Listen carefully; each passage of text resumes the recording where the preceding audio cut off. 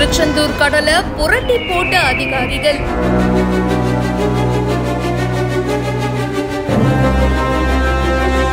பாறைகளுக்கு நடுவுல பக்தர்கள் வச்சிருந்த பொருட்கள், பீச்ல இருந்த கடையில இருக்கிற மிஷின்னு ஒரு இடம் விடாம சல்லடை போட்டு அலசிட்டாங்க.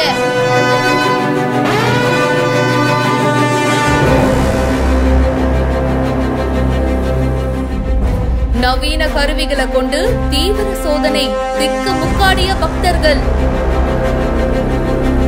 திருச்செந்தூர் முருகன் கோவிலுக்கு பாத்தீங்கன்னா பலத்த போலீஸ் பாதுகாப்பு போடப்பட்டிருக்கு. அது மட்டும் இல்லாம தீவிரமான போலீஸ் செக்கப்பும் நடந்திருக்குங்க. பின்ன சும்மாவா சுதந்திர தினம் கொண்டாட போறோம் இல்லையா? சோ செலிப்ரேஷன் ஒரு பக்கம் சூப்பரா இருக்கும், இன்னொரு பக்கம் நம்ம நாட்டுல இருக்கிற முக்கியமான இடங்களுக்கு பலத்த போலீஸ் பாதுகாப்பும் போடப்பட்டிருக்கு. திருச்செந்தூர் கோவிலுக்கு நீங்க உள்ள நுழையணும் அப்படின்னாலே பல அடுக்கு போலீஸ் பாதுகாப்பை தாண்டி தாங்க வர முடியும்.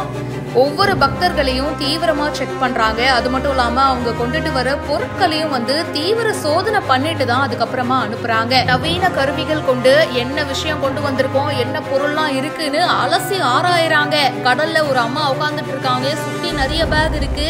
அவங்களோட எல்லா பேக்கையும் பொறுமையா தீவிரமா செக் பண்றாங்க.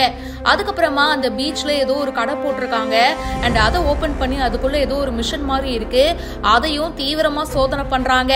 பாறைகளுக்கு நடுவுல இடுக்கலன்னு ஒரு இடம் விட்டு வைக்கலையே, ஒட்டுமொத்த திருச்செந்தூர் பீச்சையே அலசி ஆராய்ஞ்சிட்டாங்க. பக்தர்களும் வியப்புல பாக்குறாங்க, என்னப்பா செக்கிங் இவ்வளவு தீவிரமா இருக்கு. சில பக்தர்களுக்கு ஒண்ணுமே புரியல, என்னங்க இப்படி செக் பண்றீங்கன்னு திக்கு முக்காடி போயிட்டாங்க. ஆனா இப்படி பண்றதும் நல்லது தானே, சேஃப்டி மெஷர்ஸ் முக்கியம் இல்லையா? இத பத்தி உங்களுடைய கருத்துக்களை ஷேர் பண்ணுங்க. இப்பவே பிஹைண்ட் ரூட்ஸ்க்கு ஃபாலோ பண்ணுங்க.